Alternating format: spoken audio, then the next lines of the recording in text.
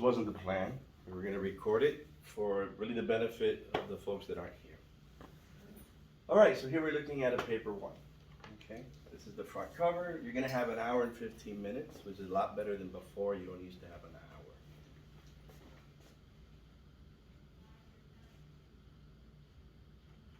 And turn to the American option. We're going to try to do this, as good of a job as possible with this. So here we are. This is a 2021 paper. So the topic of 2021 would have been origins of the Civil War. That changes. 2022 was Civil War Reconstruction. And 2023, which is going to be your paper, is going to be Gilded Age or Progressive Era. It could be one of the two. It's a rather big unit. Okay. So this is what we're going to use as an example. The topic that is going to be put in front of you is different, but as an example. So we already did paper 2 in this class. Those were free response questions, right? Which means what? Off of your head. Yeah. There's, you can't lean on what you read in an excerpt. You either know your stuff or you don't. Here it's a little bit different. This is what they call an APA DBQ. Right? Here they call it a source-based question. It's the same thing. You have 4 excerpts from primary source documents about a particular topic. Okay. And then 2 prompts. I hope the camera sees these big enough. 4 excerpts from primary source documents. They're like a paragraph long. And 2 prompts. And you're supposed to answer both prompts, and you have an hour and 15 minutes. So let's read them. Let's try to figure them out.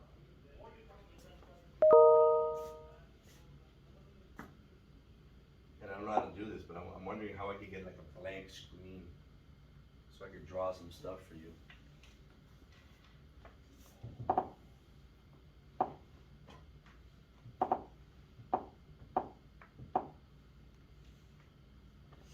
First of all, look at the brackets.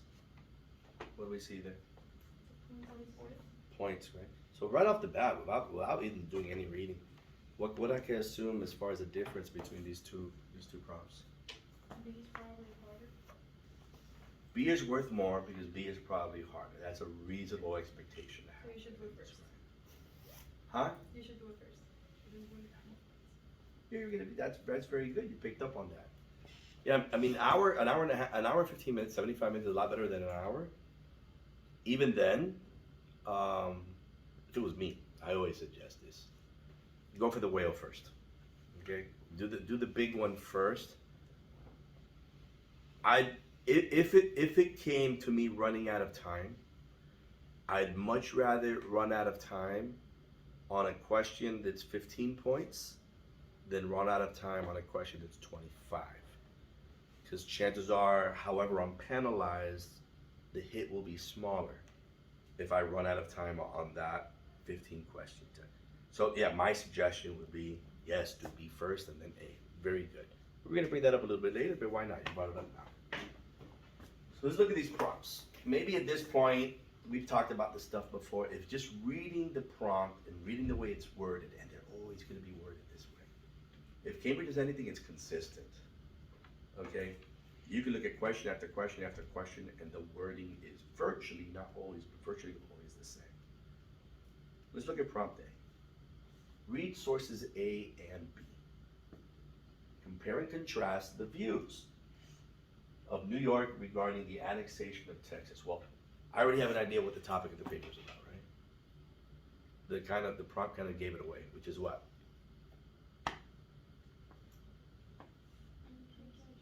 So the paper is about the annexation of Texas. I know this because, hey, if I bother to read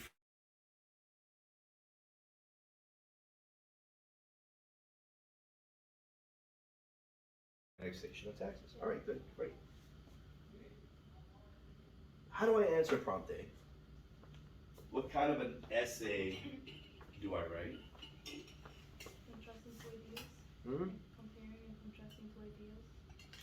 Isn't that kind of an expository essay? Because I'm explaining, I'm informing the reader about what? The similarities and the differences. The similarities and the differences between two sources. So, I'm not engaging in any debate. I'm not entertaining two sides of an argument. I'm not doing that. I'm highlighting these are the similarities between these two, and these are the differences between these two. So it's pretty clean cut, and I wish there was a white screen. So yeah, and you're asking to read 2 of those 4 sources. Keep this in mind, because that first statement in the wording of an A prompt kind of helps you. It's going to help you with B. How would you answer a question like that? So you get this test in front of you. The assumption is you're going to spend a good amount of time reading, something you didn't do in the last test. That's why you have an hour and 15 minutes. You're reading. You're reading these sources, and as you're reading these sources, you're attempting to do what? Analyze them. Okay? What exactly is the position here, and why? What's behind the position taken? Context. What's behind the position taken in this source? So there's the expectation that sometime you're going to take some time reading these things, and then the next step, step 2, you're not writing yet. What do you figure step 2 is? You're identifying what's saying what's different. What? You're identifying what's saying what's different. Sure, that's kind of part of planning. You're planning, okay, how am I going to respond to these prompts? Now that I read, and let me encourage you, is it okay to doodle, underline, draw arrows, highlight, do everything you need to do on your booklet? Can you do that? Absolutely, I encourage you to do that. That's part of planning too. Oh, this looks like a statement that I want to mention. Underline, draw arrows, circle. Whatever you feel that you need to do to your test booklet to help plan out how you're gonna write this essay, do it. It's there, it's for you to write down. In fact, I would encourage you to do so. Has anybody ever talked to you about how do you do a compare and contrast? How do you plan for a compare and contrast? You can do a Venn diagram. Let me see if it's gonna let me. If I go to the last page, I might get a blank page here, and we can play around with that. Yeah, I could. Let's see.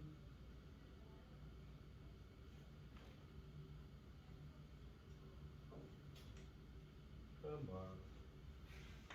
No. I don't think I get a Venn diagram here.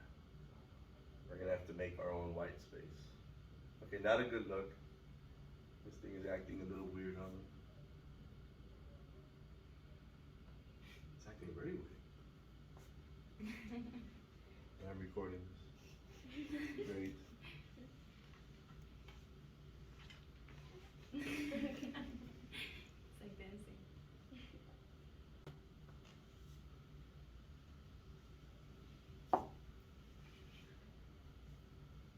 It's a Venn diagram, right? So we'll say, what sources did they ask us to read? A and B. A and B. Okay, very easy. Here we can list a couple of things that they have different from each other, right? In fact, I would just keep it to 1. You just keep it to 1. Because after all, let's not forget, this is a 15-pointer. So that's one difference they have and another difference they have. And then in the overlap, what do we write? Same. Similarities, right? So we're going to do 2.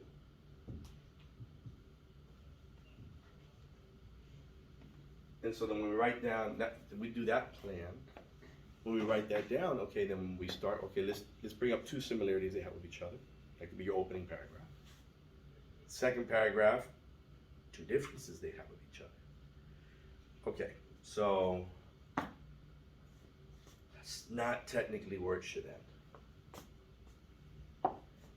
Well, we got all this stuff open.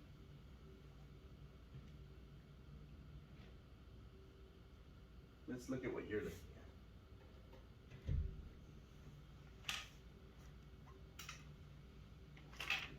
Rubric, right?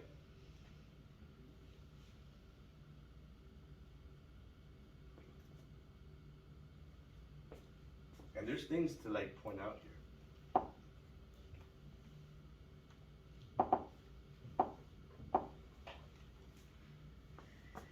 This is a pretty obvious dividing line.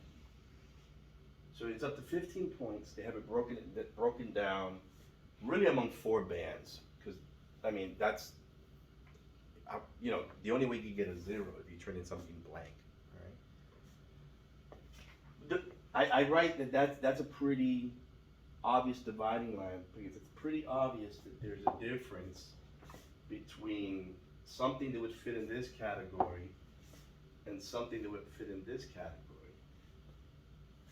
If you're already describing these 2 sources and you're not doing what you're really supposed to be doing, which is what? Comparing, then this is as high as you go. You didn't follow instructions, you didn't listen, you're just describing. You're not being asked to describe. So if you want to be in the safe place, okay, of at least a level 2, level 3 answer, which brings you somewhere between a B and a C, you should be actively involved in doing what? Some sort of a comparison, all right? The difference between, let's say, a low C and a high C. A low C, you are discussing, well, it could be either one of the 2. Compares views and identifies similarities or differences. Compare views and identify similarities and differences. I would say it should be switched around. If you're doing one or the other, that would be in low C. If you're taking the time to do both, discuss similarities and discuss differences, yeah, I would see that as that should actually be here. That's because you're doing more work. That's the higher C. Or even B, compares views and identifies similarities and differences. So yeah, this is and this is or. Right? So if you're doing one or the other, or you're doing and, but for some reason it's not the same quality. For level 3, compares views and identifies similarities and differences. So you're doing both. Identifying these differences and similarities and reporting them in the source context. And so how do we get one of these answers? How do we get a level 4 answer? Because if you read the description, it sounds virtually identical. Makes a developed comparison between the 2 sources. This is what distinguishes level 4 from the rest.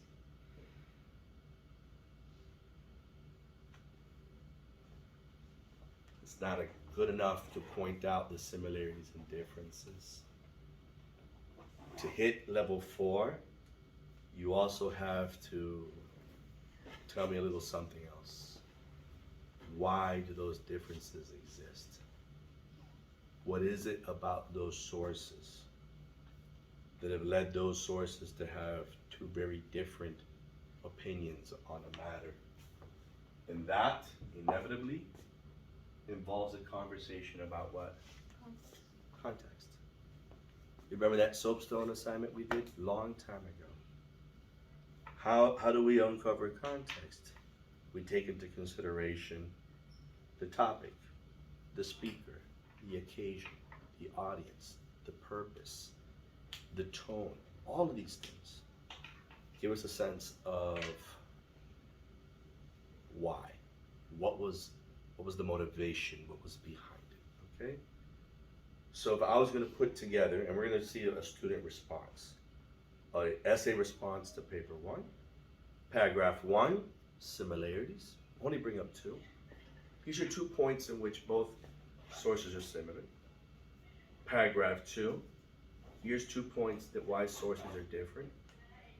Paragraph 3, why the similarities between the 2 and why the differences between the 2. That's you're answering a different question there. Everybody understand? It's that 3rd paragraph that you bring up. Context. Well, they were both from the same part of the country. They were both living at the same moment in history in which they were both involved during a moment in which they were debating this very important issue. Those sameness, differentness. They were from different states, and different states stood to benefit differently if this issue would be a passing one or not.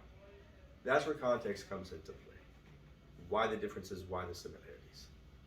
Don't spend too much time on this. 115, an hour and 15 minutes.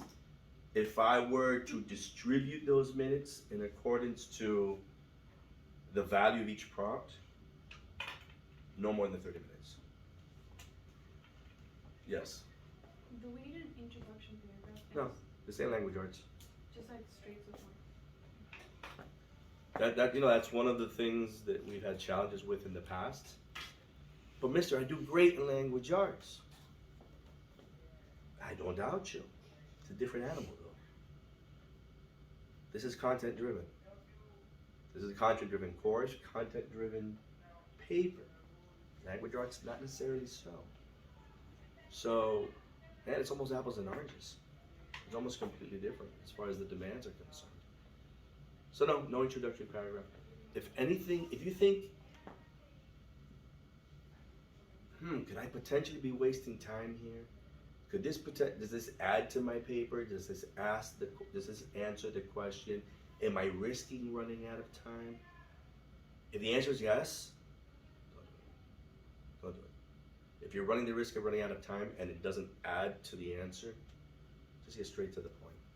I mean, that's like a golden rule here in these papers. If you stick to the point, you're on the right track. Yes. My conclusion is right. Yes. Oh, okay. Yeah. In this case, yes. Your conclusion is, why did they come to have these similarities and differences in this particular response? So hold on to that information, okay, until we look at the student one and the student responses that don't make sense. Let's go back to our question, if I can find it.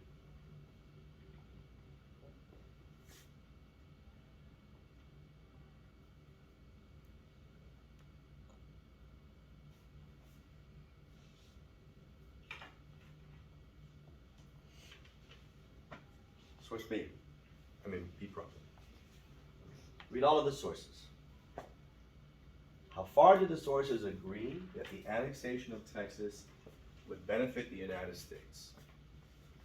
How do we approach this question? What kind of an essay do we write?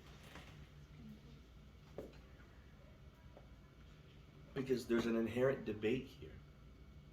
There's an inherent argument. I remember I wrote that comment a lot of times. But where's the debate? Where's the argument? There's an argument here. There's a debate. What is it over? When they're taking Texas. If we're looking at 4 sources, unless they're all in agreement, guess what? They're probably not. What would the point be in giving you 4 sources that are in agreement? We already know there's 2 sources that are in disagreement, A and B. Because if they told you to compare the similarities and differences of these 2 specific sources, they already did half the work for you. You already know that source A and B are what? On opposing sides. So remember, there is an inherent argument, inherent debate going on. If that's the case, what kind of a paper are we writing? Argumentative. What are we arguing over? The benefit of the annexation. Exactly. That's what we're arguing over. The benefit of annexing Texas and would that benefit the United States? So a lot of what I used to write on the board, I'm actually going to write on that blank space.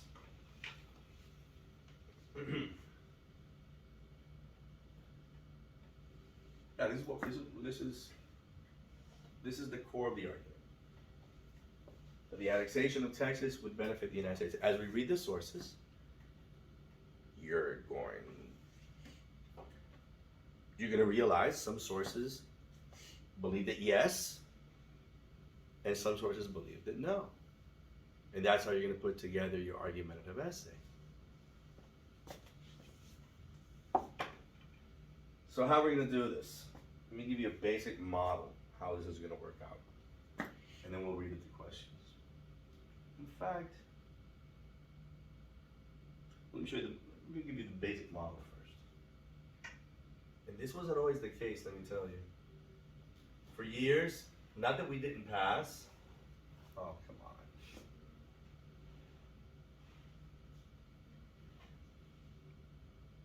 Our passing rates were always high. But we were kind of going about it not in the wrong way, but a way that's a little bit more difficult.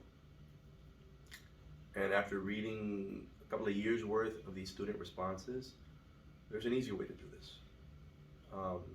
And Cambridge seems to prefer that easy way because every time they publish a student response, this is what it looks like. So,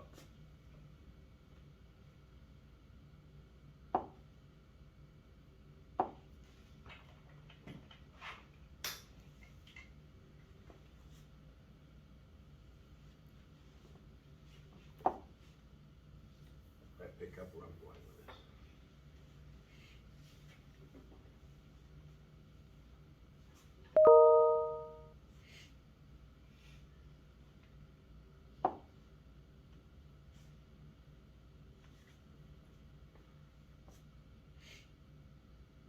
Heart attack. That's a double bill quite a problem. Yeah, that's emergency room right there. It's a hamburger. Why do we use it? Because it's a model that works. It lets kids visualize. That's a good word. Visualize what they're supposed to be doing. We're gonna open up. Remember you told me, Mister, do we write an introductory statement? No, you don't have to. But if you were responding to Bree, a good way to open it up would be with what they would call a thesis statement. And what you're basically saying is this source and this source, as to the topic of whether Texas should be annexed to the United States, this source and this source agree that it should be done, whereas this source and this source are in disagreement. That's good. Does it have to be there? Not necessarily. I've seen responses that skip that part altogether. Like everything, you know, the meat's going to be more important than the bread here. Right? But to get the essay going, and kind of to help you fine tune your thinking, because you kind of remind yourself what exactly is the question, what exactly are they arguing over, and where the various sources stand. Now, when you read the reading part, because you're doing three things.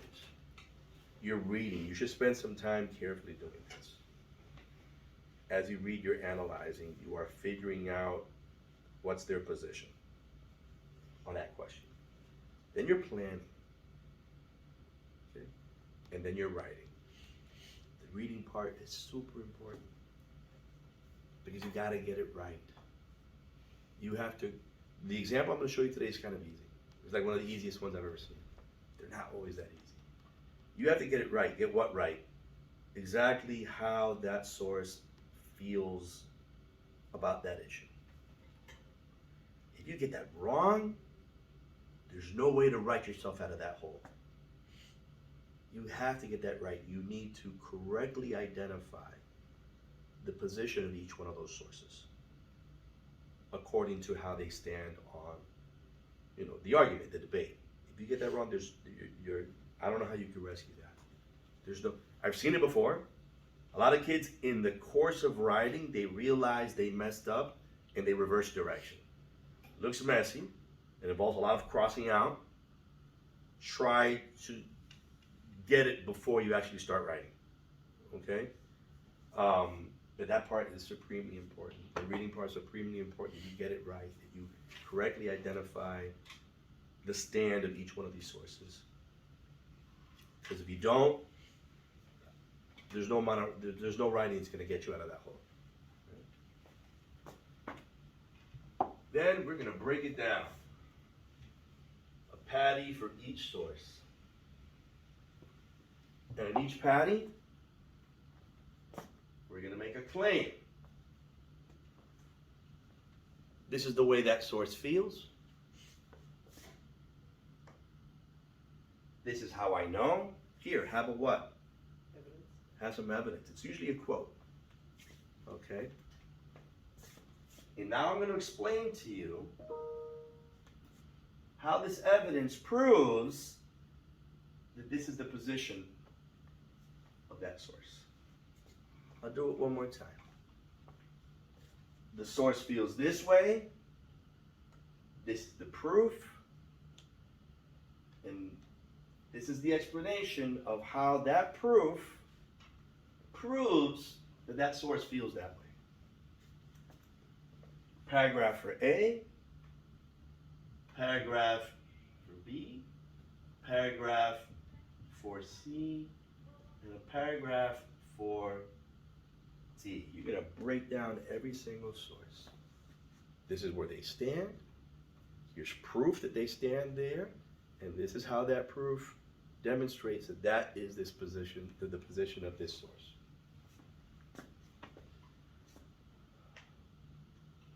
So far, you got a B. How do I get an A? Contextualize it. There's a, yeah, context. There's a deeper discussion here. Because here, as we close it, we're going to have a conversation about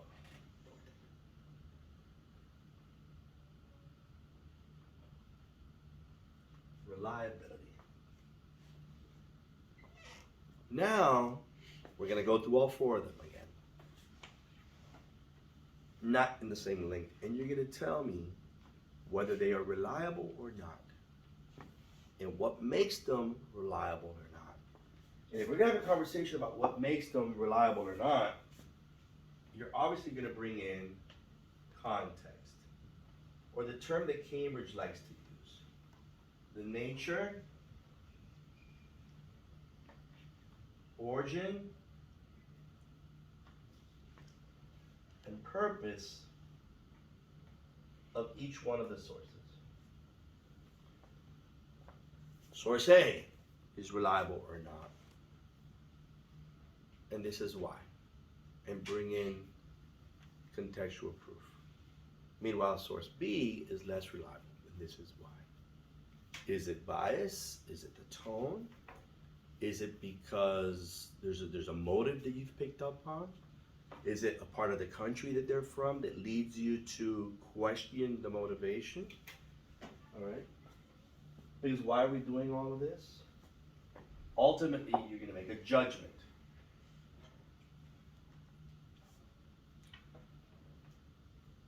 Because only one position can be ultimately what? Valid. And I guess it's safe to assume that the position that is valid is also the position that is most what? The sources are most what? Reliable. So, a discussion on reliability of each source, followed by, therefore, X is valid. What's X? I don't know. Huh? The position that's the most. The position that's most reliable. I don't know what it is now. That's for you to determine. But in conclusion, X is the most valid position because those particular sources are the most reliable ones. That's how you get an A. That's tough. Okay? Most people don't make it there.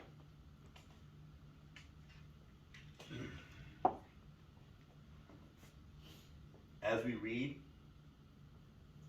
one way to help you identify these sources, as we read, you're going to do something called a T-chart, right? In fact, after you're done with reading, when you're in the planning stage, I want you to actually write it out. What's exactly the core of this argument? Annexation of Texas, beneficial. I'm not used to writing with my finger. To the U.S. Yes? No. And the wording of prompt A already helped me half the way. Because I know A and B are in opposition to each other. Look at prompt A. Whatever two prompts are always put, look at these two prompts, it's because they're in opposition to each other. All right? So I don't know if that's going to work out, but eventually when you're done, as you read them, you should have, something that looks like this. I don't know what that's what it is, but then you should have like a visual chart telling you these two sources are on this side of that argument, and these two sources are on that side of the argument. And as you close this, do another one, but this time, reliable or not reliable. They should match up, but not necessarily so, okay? All right, next up, let's look at the actual question.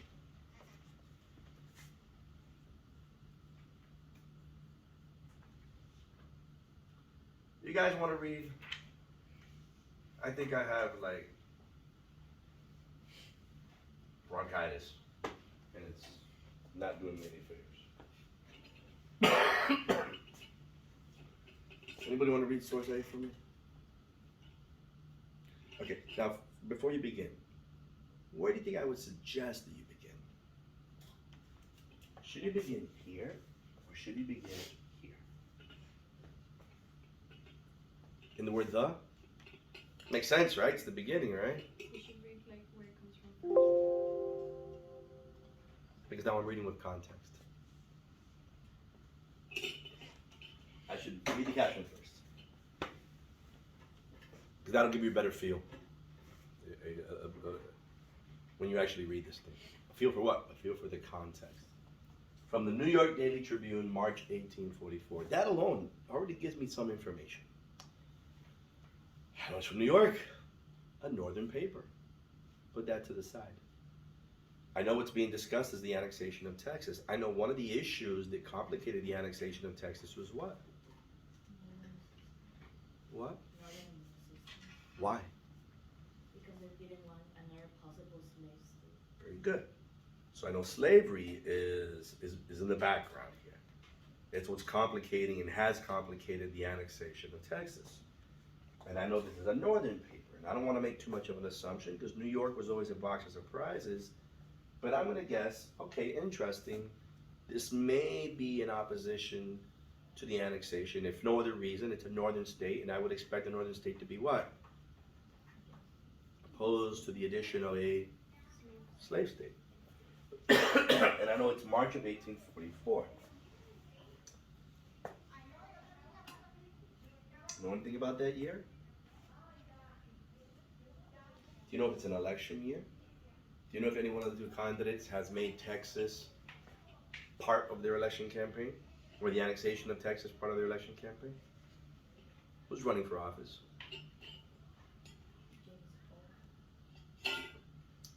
One of his campaign promises, guess what it is? Take Texas. Oh, Texas is already independent. Texas is apart from Mexico. What's the next step? To annex it. Annex it. If you remember, class, one of the planks of his campaign is to annex both Texas and Florida. So why would any northern voter ever go for that? Because there's something in return. Do you remember what that was? You can't win on the southern vote alone. To northern states? I don't remember the states. Demand that Britain cede the Oregon Territory, which would open up the expansion that would benefit whom? Northerners. Right? So that's on the table in the campaign of 44. So now I got some context before I start reading. Read that for me, please. The South wishes to have Texas annexed to the Union. It is a Southern measure. It is for their interest. We of the North are opposed to it. We regard it as a clear violation of the federal principle. We find no authority for it in the Constitution. We think it would leave us a country not worth living in, a country disgraced throughout in all its parts by the voluntary adoption of the practice of slavery. Does the South pause to inquire whether it is constitutional? Oh no, they do not condescend to discuss the matter at all. Without the knowledge of the North, they have been separately for its admission. But Texas will not be admitted into this union without a struggle which will begin peacefully, but the end of which is not easy to perceive. So is A in support of the annexation of Texas or not? No.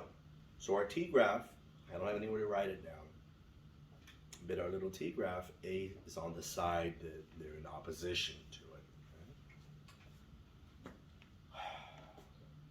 is there any evidence in there that point? There's plenty of it. Any evidence right off the bat, man? What does the guy say? We are opposed to it. We are opposed to it. Okay, we're opposed to the annexation.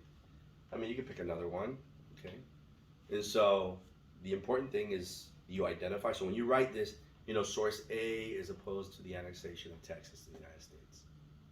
All right, and then pick some evidence as to why. What is at the root of the opposition here?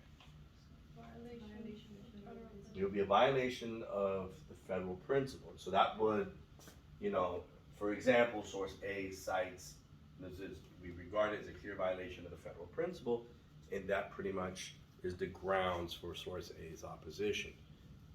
How does this prove, you know, that yeah, this is really the position of source A?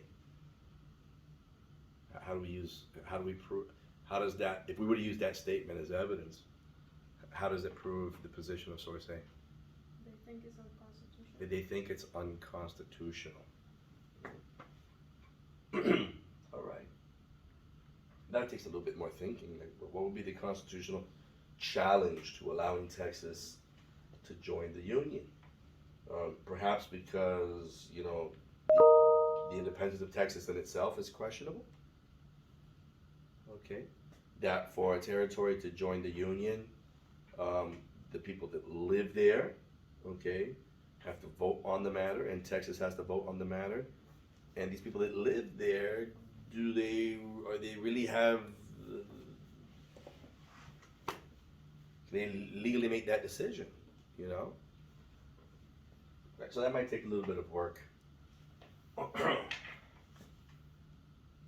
Source B. Again, where do we start? The caption, right? Just like the last one, this one is from where? We don't make assumptions. The difference between the two, months. So this is given to us a good number of months into that national debate over the annexation of Texas. Would anybody like to read this for me? How about you? Thank you, sir. We have always concluded that whenever Texas can be annexed without a violation of national faith, it is our duty to annex her. We have endeavored to show that Texas is necessary to the commerce of the United States. Possession of Texas is important for the protection of the interests of the cotton-growing states.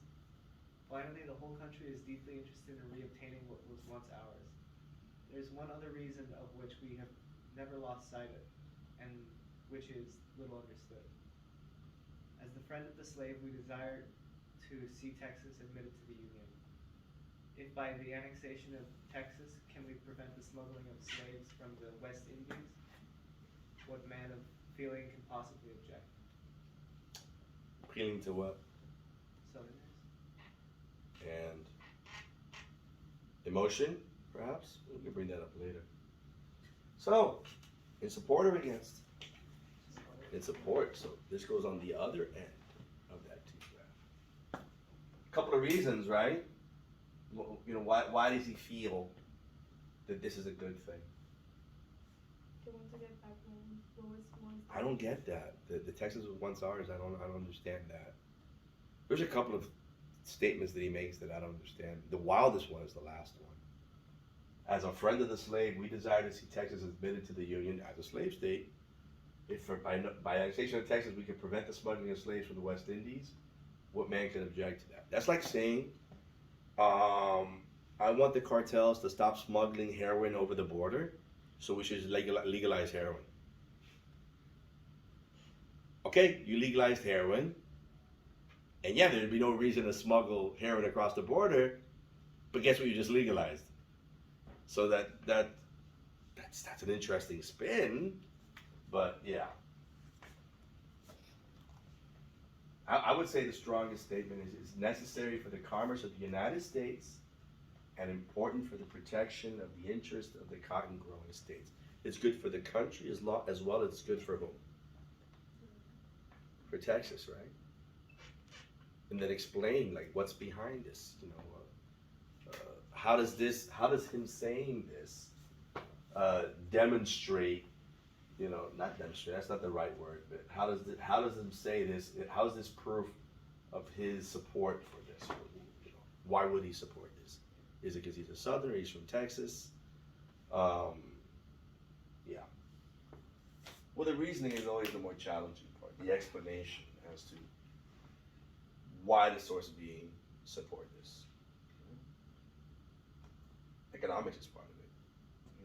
He mentions, commerce of the United States, interest of the cotton growing states. He's framing it economically. And strangely enough, he claims it's beneficial to the slave. Source C. Article by John O'Sullivan, United States Magazine and Democratic Review. This is not a newspaper, this is a magazine. I don't know who John O'Sullivan is. I do know that this is taking place almost a year later. And the fact that it's still taking place, means that action still has not been taken on the annexation of Texas. That means the country was still engaged in a debate over this issue a good year after the election of James Polk. Would anybody like to read source C? Come on. Thank you. Now is the time for the opposition to the annexation of Texas to cease. Texas is now ours. Other nations have undertaken to interfere in the question of the reception of Texas into the Union for the above object of throwing our policy, limiting our greatness and checking the fulfillment of our manifest destiny to overspread the continent for the free development of our multiplying millions. The view that the annexation has been a measure of military conquest and of territorial expansion is wholly untrue and unjust. It has been so amply refuted that we shall not again dwell on it. No obligation of duty towards Mexico tended in the least degree to restrain our right to bring about the desired recovery of the fair province once our own. Again, another one that says that Texas was ours once. For or against the annexation of Texas? He's for. And he wants the debate to stop already at this point. What's behind his support for the annexation? Or better phrased, why does he have a problem with its opposition? Does he think it stands in the way of something? To deny Texas joining the United States is to deny what? Manifest destiny. Yeah, the guy brings up manifest destiny. You're limiting our greatness, our fulfillment of our manifest destiny to overspread the continent. Does he think that we owe anything to Mexico? No, he doesn't. So yeah, we know the position. It's in the same position as B is. Okay? As in supports the annexation of Texas. Different reasons. B kind of framed it in economic reasons, whereas C frames it in expansionary reasons, territorial reasons. That to stop this, you are hindering upon the potential greatness of this country. How about the last one? And like each patty, you're discussing each source one by one. This is A's position, this is why A feels this way, this is B's position, this is why B feels this way. Source D, from a speech to the U.S. Senate by Daniel Webster, Senator from Massachusetts, December 1845. This is a little bit different. This is not a paper or a magazine. This is from, this particular source is different. It's what? It's from a speech, right? A speech by none other than a senator. Pretty important one too. 5 years later, he's going to be one of the big four that were involved in the compromise of, come on, tell me, 1850, that's right. He's from Massachusetts, which leads me to believe that if he belongs to any party, it's probably what party? Didn't exist yet. Oh, the Whig. the Whigs. And since he's Massachusetts, as far as the slave question is concerned, I could reasonably guess what? He's against it. Therefore, before reading anything, I could be wrong. Could I make an educated guess about how he feels about the annexation of Texas? He's probably against it. Everything I was able to extrapolate thanks to contextual knowledge before reading a word. This is happening in the Senate. Just so you know, to annex anything, a territory to the United States, there has to be a debate and a vote in that territory. And there has to be a debate and a vote in the Senate. And the Senate needs to vote on a treaty allowing for the annexation of a place. This very well could be that moment. That treaty is on the floor. Senators are given the opportunity to take to the floor and do what? Speak either for or against. And whenever they decide to close debate, they're going to hold a what? Vote. So this could be Webster's last-ditch effort to discourage his fellow senators from doing what? Voting in support of this annexation. We all know that he lost that debate, him and the other Whigs and people that were against this. But let's hear what he has to say. I need one more reader. We're done today.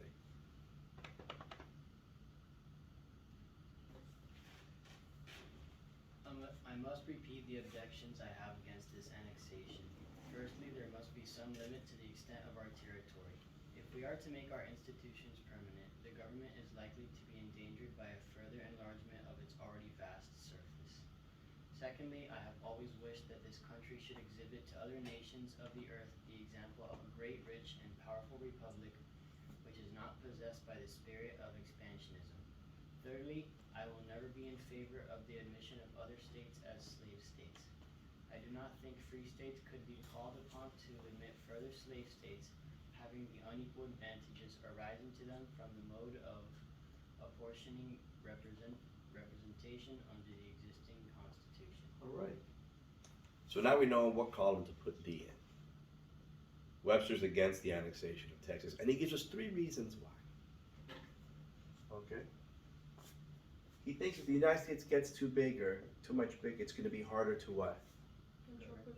To govern. Number 2, he doesn't want the United States to be seen by the world as what? Expansionist.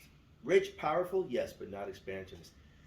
And then thirdly, he brings in the slave issue, but in a very surprising way. I mean, he knows his audience. He knows there's even Northerners there that might sympathize with the South. He's not objecting to it on moral grounds or even economic grounds, but political grounds. He as a Northerner cannot accept the addition of another slave state because he finds it unfair that they get to count 3/5 of their slaves towards population, and from that number they are awarded what? Representatives in Congress. His issue is the apportioning representation on the existing Constitution. So he's framing it, and so when you do your B patty, your patty for D, you know where D stands on this issue, and what's behind it. And when you talk about what's behind it, you're inevitably going to bring up, either paraphrasing or quoting what you saw there. Okay, that's really the way it should work. Okay, you identify the position.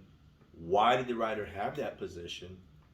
And if you're going to talk about why the writer had that position, where's that opposition come from? Inevitably, you're going to point to places in the source that tell you he had a problem with the expansionism. He had a problem with, letting one more state come in with inflated representation thanks to the 3/5 compromise. So we opened up with a thesis statement. These sources feel this way, these sources feel that way. Then we, in detail, Hamburger patty. A feels this way, and this is why. B feels this way, this is why. C feels this way, this is why. D feels this way, this is why. Let's look at our rubric.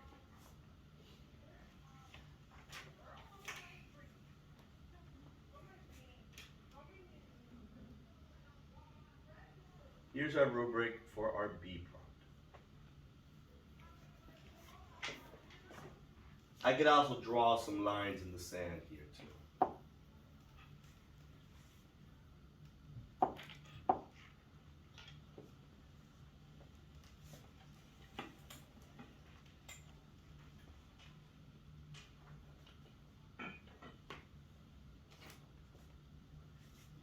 Obviously,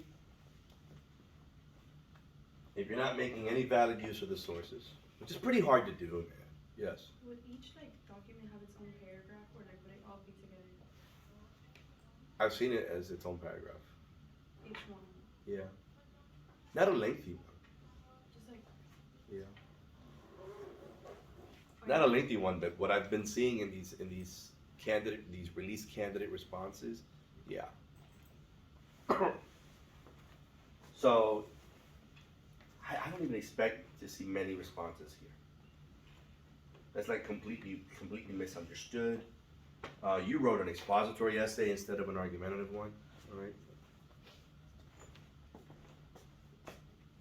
I guess these two are pretty similar. So I guess this would be my A papers, because, you know, as I read it, the first thing I'm like, okay, well, for lack of an F, but this is really an F.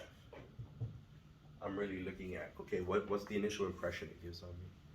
Is A quality, B quality, C quality, and how well does it match the description here, all right? Using the sources to support or challenge the statement. If you only focus on those sources and only discuss one side of the debate, this is where you are, okay? If you only discuss one side of the debate, this is where you are. If you recognize and discuss both sides of the debate, this is where you are, okay?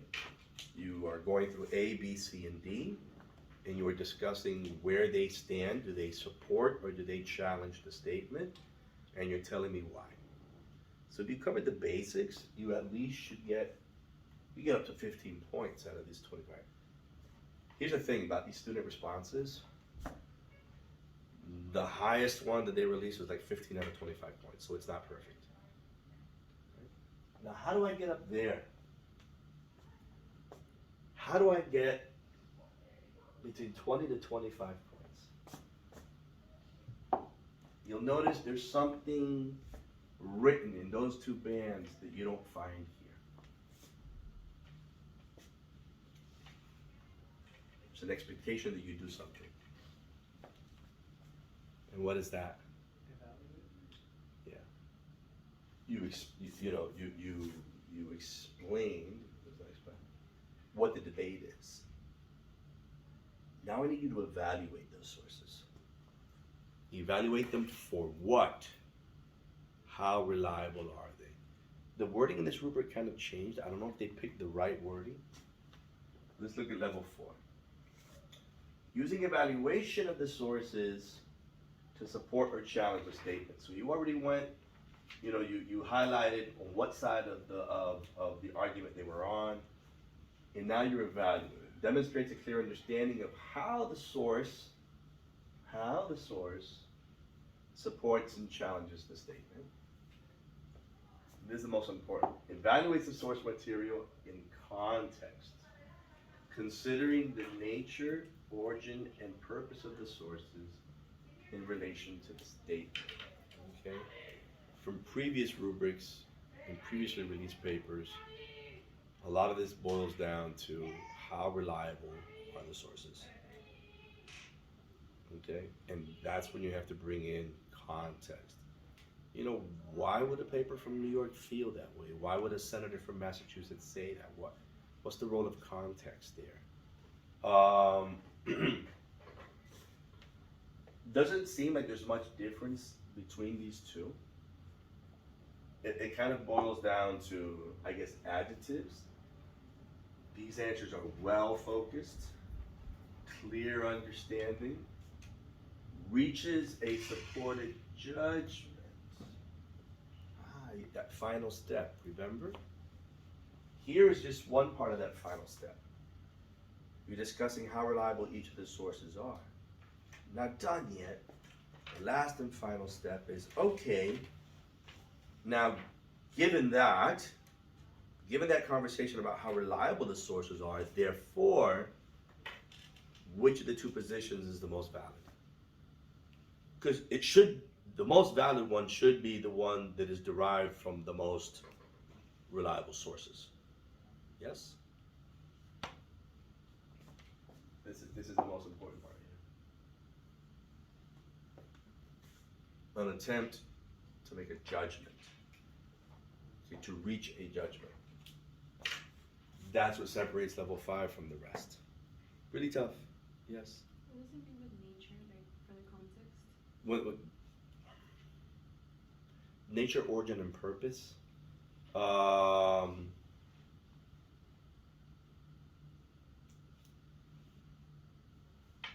Purpose is simple. Origin, where is it coming from? Okay. The nature of it, that's a good one. That's a good one. The society, the year of it. Everything surrounding it. Where is it, but that's kind of origins, isn't it? Mm-hmm. The nature of it, is it hostile? Is it condescending? Is it, well, that's a really good question. What do we mean by the nature of it?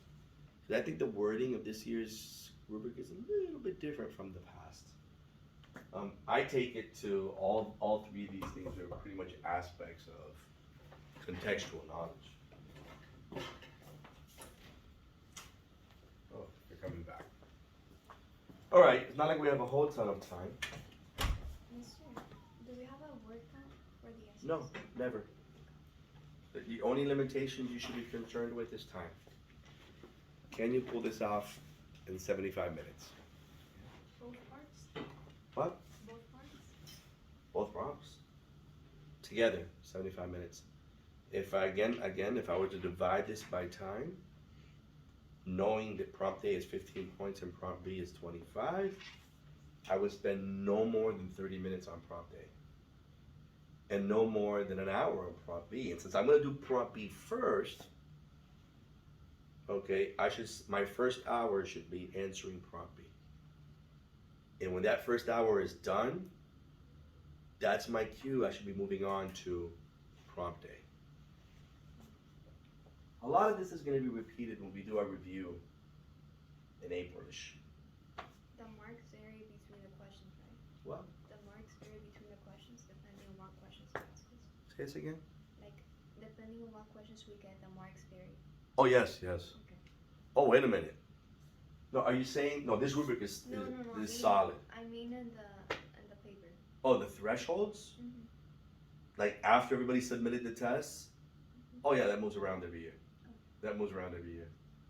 Yes, every year, when all the papers are sent over there and they grade the first couple of hundred, then at that point, they establish this is an A, this is a B, this is a C, the D, and the E. That happens after that. And every year it moves around. It's all dependent on the answers they get back. Yeah. So let's close up today. Taking a look at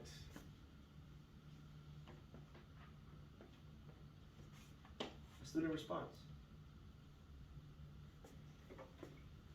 Somebody asked me to post this online earlier today. I will tell you, reading other people's handwriting is not as easy as you think it is. That is an effort in itself, a part and an addition to bringing the content of an essay. Figuring out what these hieroglyphics have to say.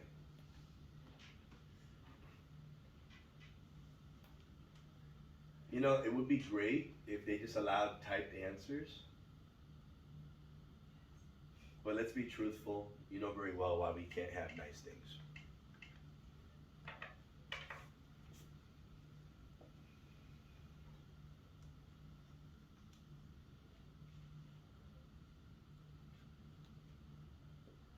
All right. So I will tell you, this is an example candidate response. It received high marks. This particular one received very high marks specifically for its A response. It's a very good A response. It starts out very sophisticated, very strong, okay? It's kind of a rarity for a 16, 17-year-old to write with this kind of sophistication, but it happens.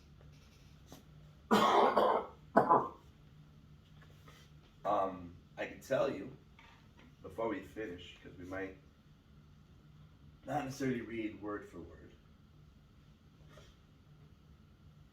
and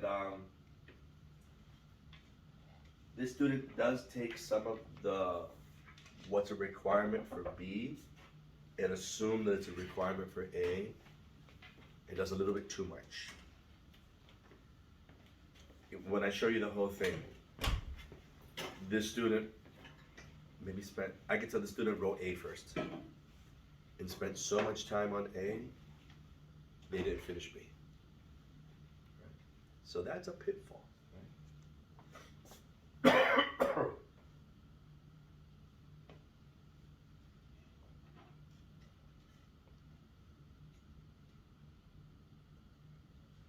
So back to A. Remember, A is compare and contrast. It should be the easiest one. It's not the one you should do first. I don't think so. But if that's your choice, that's your choice. The views of sources A and B regarding the annexation of Texas vary. However, there are certain similarities between the two. So now our opening paragraph is going to only focus on what?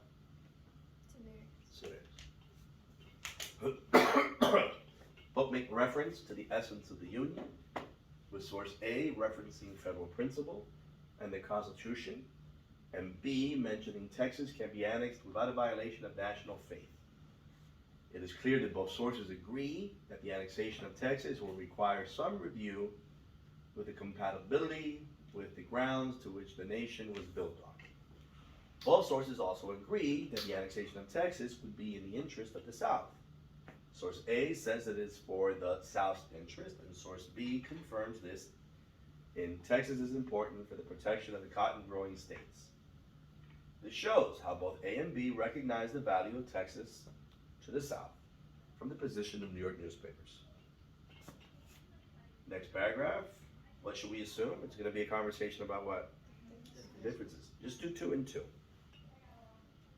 Don't overdo it. 2 similarities, 2 differences.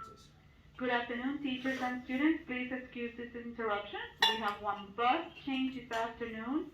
Students riding bus 7008 will be riding bus 7202 on 38th Street. Again, 7008 will be riding bus 7202 on 38th Street. Thank you and have a great afternoon. There are a number of differences between the sources and their view of the annexation of Texas.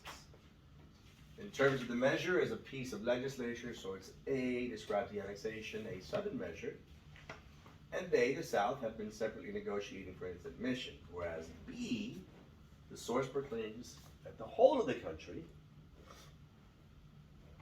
which is a bold claim, by the way, is deeply interested in reclaiming what was once theirs, suggesting that the entire Union believed the measure rather than falling amongst a sectional divide rather than source A, which claims the South wishes to have Texas annexed to the Union rather than the entire nation.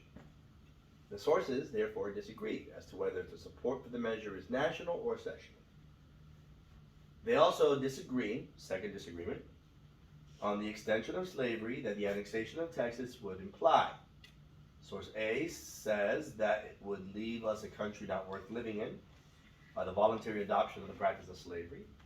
Source B, on the other hand, believes that it will have a positive effect for the slave, describing New York as a friend of the slave, and that we can prevent the smugglers of slaves from the West Indies. This shows a large contrast in how A and B perceive the annexation of Texas with regards to its consequence to slavery. Source B going far as to believe it will be beneficial. And if we look at the notes on the side, there's a valid contrast of sources is given here. Further explanation of differences is given here. That's great. Now, to go for the big points, remember, Explain why. So I said, he did the comparison and contrast. He talked about similarities. He talked about differences. I shouldn't say he. It could be a woman too. I don't know. Young lady. I should be careful with those assumptions. Explains why points of similarities and differences exist. So the last discussion of the bill, okay, similarities exist, differences exist. Why? What's behind it? And that's a conversation about what? Context. I think he overdoes it.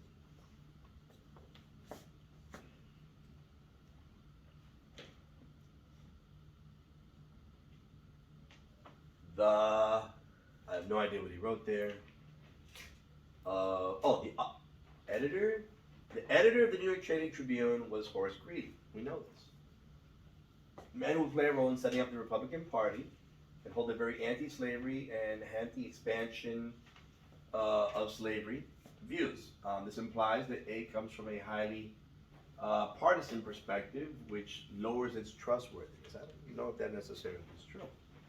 My contextual knowledge tells me that during the 1860s, 1840s, men like Greeley and his views would be seen as radicals, which suggests that from a historical perspective, that the views expressed in source A are likely not representative of New York as a whole, thus lowering its weight. Source B has a less emotional tone, don't agree, and the way it lists the reasons for Texas in importance gives it a more factual feel. It references our duty to annex her is consistent with manifest destiny. So you understand, he's giving context to both of these sources and why is it that they would feel. But then he's doing something he's not being asked to. Like why should we believe him or not? He's not being asked. He decided to go on a discussion of trustworthiness. I don't see the word trustworthiness anywhere in that rubric, as far as A. All it's asking you to do is explain why the similarities and differences exist. And of course, refer to context. So we took it a little bit further than it had to. He didn't lose points, but he didn't get any points from that either. Do you need a conclusion at this point? I don't think so. At this point, I would have advised them it's time to move on, because you're risking. A kid jump over a fence. You're risking not finishing. You got 12 out of 15 points, which is pretty high. Yes. Can we get marks removed if we talk like in first person? No, don't do that. All right, so one more time. I, me, myself, my opinion. Don't. No first person. No, Third person, He please. says something about my contextual thing. And I would have put an X on that sentence if it was me. Notice, did he get 15 out of 15? No, it's not perfect. I would have marked his paper where they put mine. Because, there's no reason for that. I'll be honest with you, we're not going to have time to go over the B response. I'll post it. I'll post it tonight. Any questions? So, everybody wasn't here. I'll try to get posted. I'll try to put it online tonight. Okay.